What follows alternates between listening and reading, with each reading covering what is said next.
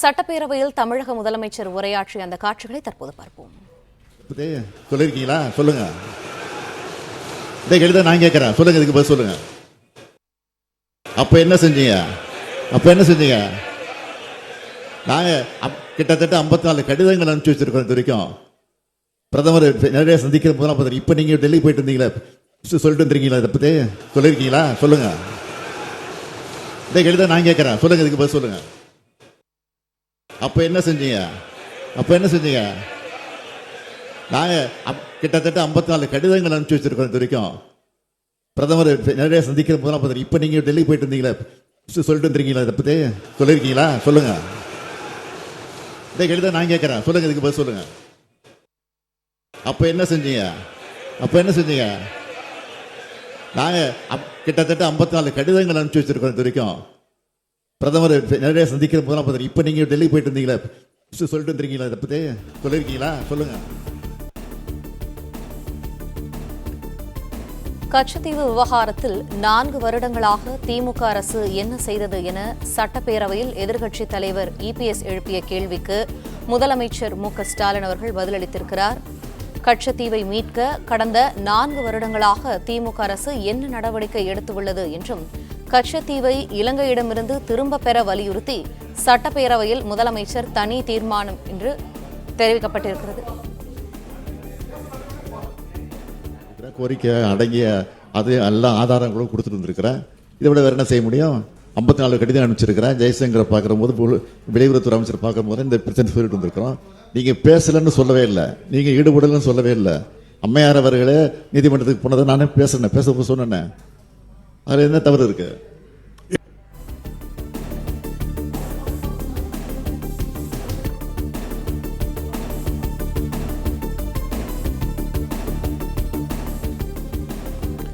கச்சத்தீவை மீட்க 4 வருடங்களாக திமுக அரசு என்ன நடவடிக்கை எடுத்துள்ளது என சட்டப்பேரவையில் எதிர்க்கட்சித் தலைவர் எடப்பாடி பழனிசாமி எழுப்பிய கேள்விக்கு மத்தியில் 16 வருடங்கள் தொடர்ந்து அதிகாரத்தில் இருந்தபோது கச்சத்தீவை மீட்க திமுக அரசு என்ன நடவடிக்கை எடுத்தது என்ற கேள்விக்கு தமிழக முதல்வர் பதிலளித்திருக்கிறார்.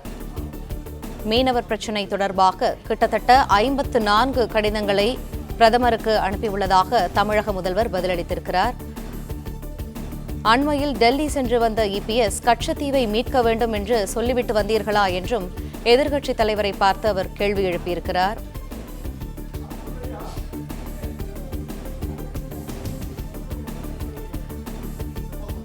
கச்சத்தீவை இலங்கையிடம் இருந்து திரும்ப பெற வலியுறுத்தி சட்டப்பேரவையில் முதலமைச்சர் தனி தீர்மானம் ஒன்றை வேகமாக ஆளுங்கட்சியாக இருக்கக்கூடிய திராவிட முன்னேற்ற கழகத்தை குறை சொல்லி இங்கே சில செய்திகளை பதிவு செய்து கொண்டிருக்கிறார்.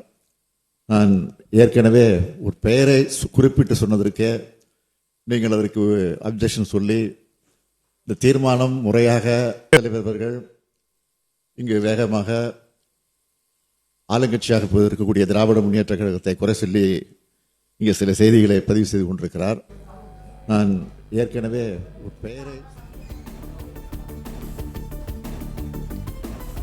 சட்டப்பேரவையில் எதிர்க்கட்சித் தலைவர் எடப்பாடி பழனிசாமி எழுப்பிய கேள்விக்கு தமிழக முதல்வர் பதிலளித்து வரும் அந்த காட்சிகளை நாம் பார்த்துக் கொண்டிருக்கிறோம். கூடுதல் தகவல்களை எமது செய்தியாளர் ராஜ்குமார் வழங்க கேட்போம். ராஜ்குமாரன், வணக்கம். விவரங்கள் தமிழக முதலமைச்சர் ஒரு தனி தீர்மானத்தை கொண்டிருக்கின்றார். அனுமதித்திருக்கிறீர்கள், அதை ஒட்டி பேச வேண்டும். அதில் இருக்கக்கூடிய அரசியல் விவரங்கள் எல்லாம் பேசி அரசியலாக்கி இது பிரச்சனையாக்குவது வேண்டும் என்றால் அதுக்கு அனுமதிக்கிறீர்களா என்றுதான் என்னுடைய கேள்வி.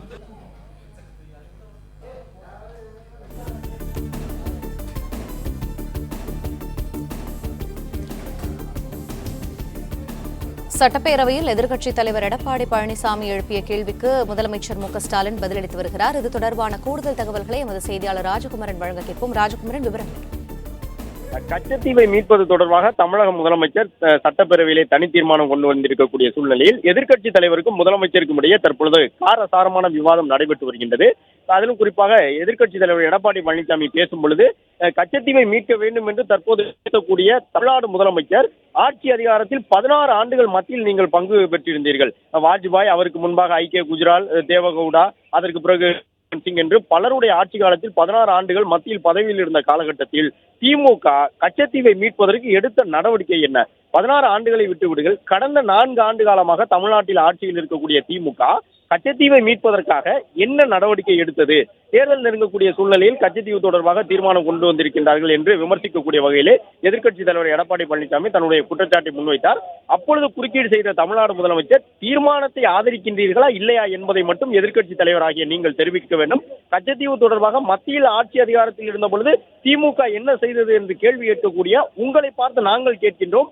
10 ஆண்டுகள் நீங்களும் பாஜக கூட்டணியில் ஆட்சி அதிகாரத்தில் பங்கு பெற்றிருந்தீர்களே, அந்த 10 ஆண்டுகளில் அதிமுக பாஜகவுடன் இருந்த நெருக்கத்தை பயன்படுத்தி கச்சத்தீவை மீட்பதற்காக எடுத்த நடவடிக்கை என்ன என்று நாங்களும் பதில் கேள்வி கேட்கின்றோம் என்று தமிழ்நாடு முதலமைச்சர் தெரிவித்தார். அது மட்டுமல்லாமல் இதுவரை 54 கடிதங்களை கச்சத்தீவை மீட்பது தொடர்பாக மத்திய அரசுக்கு, பிரதமருக்கு நாங்கள் எழுதியிருக்கின்றோம் என்றும் குறிப்பிட்டார். ஆனால் தொடர்ந்து எதிர்க்கட்சித் தலைவர் எடப்பாடி பழனிசாமி கச்சத்தீவை மீட்க வேண்டும் என்றால் நாடாளுமன்றத்தில் தான் அதற்கான தீர்வை பெற முடியும், நாடாளுமன்றத்தில் தான் பேச வேண்டும். தமிழ்நாட்டு மட்டுமல்ல, இந்தியாவின் ஒரு நிலப்பகுதியை மற்றொரு நாட்டுக்கு கொடுக்க வேண்டும் என்றால் அது நாடாளுமன்றத்தினுடைய ஒப்புதல் பெற்று தான் கொடுக்க முடியும். ஆனால் கச்சத்தீவை வழங்கும் பொழுது திமுக காங்கிரஸ் ஆட்சியில் இருந்தது.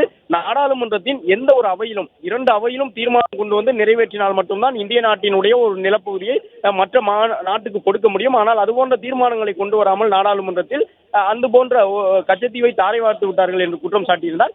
எனவே திமுகவினர் அதிக அளவு நாடாளுமன்ற உறுப்பினர்களை வைத்திருக்கின்றீர்கள். எனவே நீங்கள் நாடாளுமன்றத்தில் பேசித்தான் இதற்கான தீர்வை காண முடியும் என்று எதிர்க்கட்சித் தலைவர் எடப்பாடி பழனிசாமியும் தன்னுடைய தரப்பு கருத்தை தெரிவித்திருந்தார். இந்த நிலையில் தான் அவை முன்னவரான துரைமுருகன் எழுந்து கடந்த காலங்களை விட்டு விடுங்கள், பேச்சை முடித்துக் கொள்ளுங்கள். 2 பேருமே, முதலமைச்சர், எதிர்க்கட்சித் தலைவர் 2 பேரும் விவாதத்தை வளர்க்க வேண்டாம். முதலமைச்சராக இருந்த பொழுது பிரதமரை சந்தித்தது தொடர்பாக எதிர்க்கட்சித் தலைவர் எடப்பாடி பழனிசாமி பேசிய பொழுது அவை முன்னவர் துரைமுருகன் எழுந்து அந்த கருத்தை தெரிவித்திருந்தார். மேலும் சபாநாயகர் தொடர்ந்து குறுக்கீடு செய்தார். எடப்பாடி பழனிசாமி பேசும் பொழுது சபாநாயகர் அப்பாவு குறுக்கீடு செய்து நீங்கள் கடந்த காலத்தை பற்றி பேசக்கூடாது என்றெல்லாம் சொன்னார். எனவே சபாநாயகருக்கும் எதிர்க்கட்சித் தலைவர் எடப்பாடி பழனிசாமிக்கும் இடையே கூட தற்பொழுது ஒரு வாக்குவாதம் ஏற்பட்டது. முழுமையாக பேச விடாமல் அவ்வப்பொழுது சபாநாயகர் குறுக்கீடு செய்வதாக எழுந்து நின்ற அதிமுகவினர் அமளியில் ஈடுபட்டிருக்கின்றார்கள். நடந்து முடிந்ததை எல்லாம் தற்பொழுது பேச வேண்டிய அவசியம் இல்லை என்று குறிப்பிட்டு சபாநாயகர் இனி என்ன செய்ய வேண்டுமோ அதை மட்டும் பேசுங்கள் என்று குறிப்பிட்டிருக்கின்றார். அது மட்டுமல்லாமல் முதலமைச்சர் தீர்மானத்தை குறித்து தான் பேச வேண்டுமே தவிர அதில் உள்ள அரசியலை பேசி அரசியலாக்கி பிரச்சனையை நீங்கள் திசை மாற்றக்கூடாது என்று முதலமைச்சரும் தெரிவித்திருக்கின்றார். நிறைவேற்றி தருவதற்கான வழிவகையை நீங்க காண வேண்டும். இல்லை என்றால் எதிர்ப்பு தெரிவிச்சுட்டு போட்டு வேணாம் சொல்லல, அது அவங்களுடைய உரிமை. மாண்புமிகு எதிர்க்கட்சி தலைவர் முடிச்சிருங்க.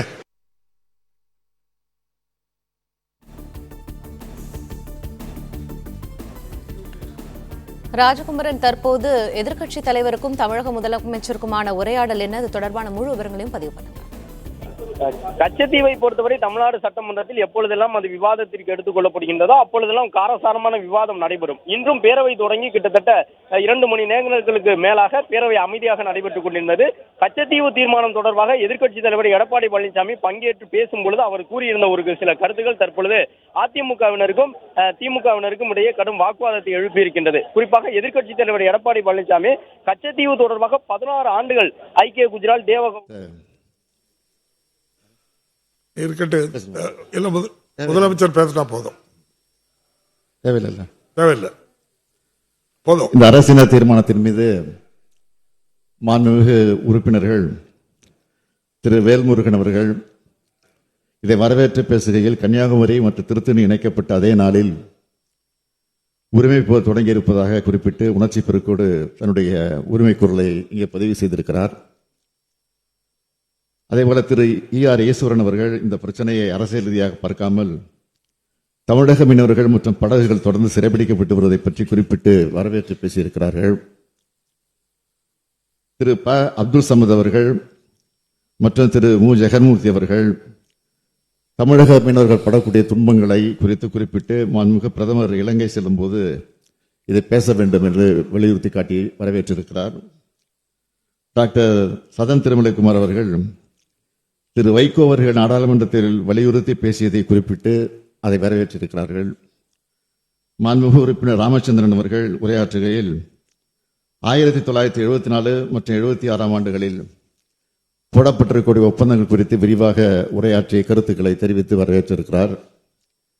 இந்திய கம்யூனிஸ்ட் கட்சியினுடைய மார்க்சிஸ்ட் கட்சி உறுப்பினர் திரு VP நாகைமாலி அவர்கள் உரையாற்றுகையில் நீதிமன்ற வழக்கு குறித்தும் நாம் எடுக்க வேண்டிய முடிவு குறித்தும் தனது கருத்துக்களை தெரிவித்திருக்கிறார்கள். திரு SS பாலாஜி அவர்கள் உரையாற்றுகையில் தமிழக அரசோடு கலந்து ஆலோசிக்காமல் நாடாளுமன்றத்தின் உரிய வகையில் ஒப்புதல் பெறாமல் 1974 ஆண்டு போடப்பட்ட ஒப்பந்தம் குறித்து வெளியில் பரப்பப்படும் உண்மைக்கு மாறான செய்திகள் குறித்தும் விரிவாக பேசியிருக்கிறார். பாரதிய ஜனதா கட்சியை சார்ந்த மாண்புமிகு உறுப்பினர் திருமதி வானதி சீனிவாசன் அவர்கள் உரையாற்றுகையில் மீனவர் நலன் காக்க தனி அமைச்சர் உருவாக்கப்பட்டது போன்ற நல்ல விஷயங்களை குறிப்பிட்டு அன்றைக்கு இந்த ஒப்பந்தம் குறித்த விவாதம் நாடாளுமன்றத்தில் நடைபெற்ற போது மறைந்த பாரத பிரதமர் திரு வாஜ்பாய் அவர்கள் கடுமையாக எதிர்த்தது பற்றி குறிப்பிட்டு வரலாற்று தவறு சரி செய்யப்பட வேண்டும் என குறிப்பிட்டார். எங்களால் ஏழும் என்று சொல்பவர்கள் கடந்த 10 ஆண்டுகளாக அன்றைக்கு ஆட்சியில் இருந்தவர்கள் வலியுறுத்திய போதும் இப்போது கடந்த 4 ஆண்டுகளாக நாங்கள் வலியுறுத்தி வருகிற போதும் ஒன்றிய அரசு செவிசாய்க்கவில்லை. இன்றைக்கு இந்த தீர்மானம் ஒருமனதாக நிறைவேற்றப்பட்டு ஒன்றிய அரசுக்கு அனுப்பப்பட்ட பிறகாவது செய்வதற்கு நம்முடைய மாண்புமிகு உறுப்பினர் அவர்கள் அங்கு இருக்கக்கூடிய தலைவரிடத்தை வற்புறுத்துவார் என்று நம்புகிறேன். அவரும் வரவேற்ற தீர்மானத்தை வரவேற்றிருக்கிறார், மகிழ்ச்சி. அதேபோல மாண்புமிகு ஜி.கே. மணி அவர்கள் வரவேற்று உரையாற்றுகிறேன் தீர்மானத்தை நிறைவேற்றி ஒன்றிய அரசுக்கு அனுப்புவதோடு ஒரு குழு நேரடியாக இந்திய பிரதமர்கள் நேரில் சந்தித்து தமிழக மீனவர்கள் படுவேதனை பற்றிய விவரங்களை சுட்டிக்காட்டி கச்சத்தீவை மீட்க வேண்டியதன் அவசியத்தை பற்றி வலியுறுத்த வேண்டும் என்று குறிப்பிட்டிருக்கிறார். அதையும் வரவேற்றிருக்கிறார். மாண்புமிகு கு. செல்லப்பிறந்தகை அவர்கள் உரையாற்றுகையில் 1921 ஆண்டு முதல் நடைபெற்ற நிகழ்வுகள் எல்லாம் குறிப்பிட்டு தீர்மானத்தை வரவேற்று பேசியிருக்கிறார். அதேபோல் எதிர்க்கட்சி தலைவர்களும் இடையிடையே கொஞ்சம் முரண்பாடான சில கருத்துக்கள் வந்தாலும் அதையெல்லாம் மறந்து இந்த தீர்மானத்தை உளப்பூர்வமாக அவரும் இதை வரவேற்று பேசியிருக்கிறார். அத்தனை பேருக்கும் இந்த நேரத்தில் நான் தமிழ்நாட்டு மக்களின் சார்பில் தமிழக மீனவர்கள் சார்பில் என்னுடைய இதயபூர்வமான நன்றியை தெரிவித்துக் கொள்கிறேன். மாண்புமிகு முதலமைச்சர் அவர்களின் தீர்மானம் பேரவையின் முடிவுக்கு விடப்படுகிறது. ஏற்போர் ஆம் என்க, மறுப்போர் இல்லை என்க. மறுப்போரே இல்லை என்று கருதுகிறேன். மறுப்போரே இல்லை. தீர்மானம் ஒருமனதாக நிறைவேறியது.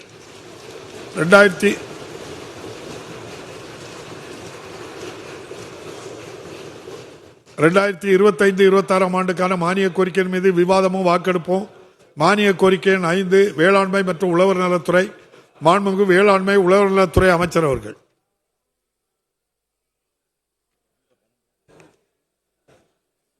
மாண்புமிகு பேரவைத் தலைவர் அவர்களே,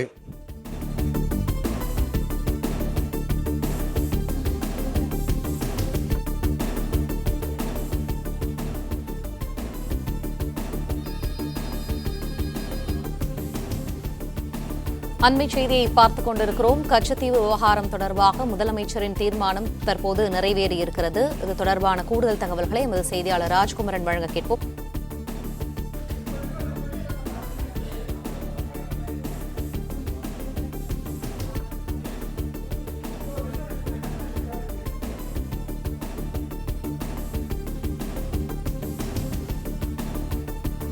அண்மை செய்தியை பார்த்துக் கொண்டிருக்கிறோம். கச்சத்தீவு விவகாரம் தொடர்பாக தற்போது சட்டப்பேரவையில் தமிழக முதலமைச்சரின் தீர்மானம் நிறைவேறியிருக்கிறது. கூடுதல் தகவல்களை எமது செய்தியாளர் ராஜகுமரன் வழங்க கேட்போம். ராஜகுமரன், விவரங்கள். கச்சத்தீவு தொடர்பாக தமிழக முதலமைச்சர் கொண்டு வந்திருக்கக்கூடிய தீர்மானம் தற்போது நிறைவேறி இருக்கின்றது. முதலமைச்சர் கொண்டு வந்த தனி தீர்மானத்தை அதிமுக உட்பட அனைத்து கட்சிகளும் ஆதரவு தெரிவித்திருந்ததன் தொடர்ந்து தற்பொழுது குரல் வாக்கெடுப்பு மூலமாக தீர்மானம் ஒருமனதாக நிறைவேற்றப்பட்டுள்ளதாக பேரவைத் தலைவர் அறிவித்திருக்கின்றார்.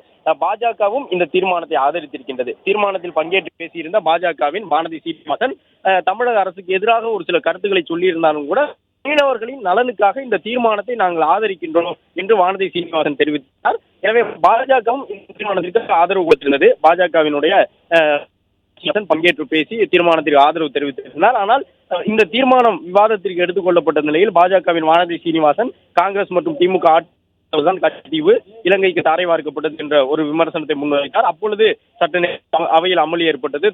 அமைச்சர் அவை முன்னவர் துரைமுருகன் உள்ளிட்டவர்கள் குறுக்கீடு செய்திருந்தார்கள். அதன் தொடர்ச்சியாக எதிர்க்கட்சித் தலைவர் எடப்பாடி பழனிசாமி பேசும் பொழுதும் இந்த ஆட்சி நடைபெற்று கிட்டத்தட்ட 4 ஆண்டுகள் ஆகின்றன. 4 ஆண்டுகளில் எந்த நடவடிக்கையும் கச்சத்தீவுக்காக எடுக்கப்படவில்லை. 16 ஆண்டுகள் மத்தியில் ஆட்சி அதிகாரத்தில் இருந்த திமுக எந்த நடவடிக்கையும் எடுக்கவில்லை என்று சொன்னார். அப்பொழுது முதலமைச்சர் குறுக்கீடு எதிர்க்கட்சித் தலைவருடைய விமர்சனங்களுக்கு பதிலடி கொடுத்தார். அதன்படி 10 ஆண்டுகள் ஆட்சி அதிகாரத்தில் அதிமுகவும் இருந்தது. தற்பொழுது எதிர்க்கட்சித் தலைவர் கடந்த வாரத்தில் கூட உள்துறை அமைச்சர் அமித்ஷாவை சென்று சந்தித்து விட்டு வந்தார். அந்த சந்திப்பின் பொழுது உண்மையிலேயே கச்சத்தீவு மீது எதிர்க்கட்சித் தலைவர் பழனிசாமி கச்சத்தீவு தொடர்பாக உள்துறை அமைச்சர் வேண்டும் அவர் பேசினாரா என்று எதிர்க்கட்சி தலைவர் எடப்பாடி பழனிசாமியை நோக்கி முதலமைச்சரும் பதில் கேள்வி எழுப்பியிருந்தார். எனவே இரண்டு பேரும் எதிர்க்கட்சி தலைவர் எடப்பாடி பழனிசாமி என்று எதிர்கருத்துக்களை முன்வைத்து பதிலடி கொடுத்துக் கொண்டிருந்த நேரத்தில் அவை முன்னவர் துரைமுருகன் தலையிட்டு கடந்த காலங்களில் நடந்ததை எல்லாம் மறந்துவிட்டு தற்பொழுது இந்த பிரச்சனையை அரசியலாக்காமல் ஒருமனதாக தீர்மானத்தை நிறைவேற்ற வேண்டும் என்று சொன்னார். மேலும் முதலமைச்சரும் எழுந்து பாஜக உள்ளிட்ட கட்சிகள் கூட இந்த தீர்மானத்தை ஆதரித்து விட்டன. எனவே பிரதான எதிர்க்கட்சியான அதிமுகவின் எதிர்க்கட்சி தலைவரும் இந்த தீர்மானத்திற்கு ஆதரவு கொடுக்க வேண்டும் என்று முதலமைச்சரும் கோரிக்கை விடுத்தார். அதன் தொடர்ச்சியாக எதிர்க்கட்சி தலைவர் எடப்பாடி பழனிசாமி தீர்மானத்தை ஆதரிப்பதாக கூறியதை தொடர்ந்து முதலமைச்சர் கொண்டு வந்த கச்சத்தீவை மீட்பதற்கு பிரதமர் நரேந்திர மோடி முழு முயற்சி எடுக்க வேண்டும்.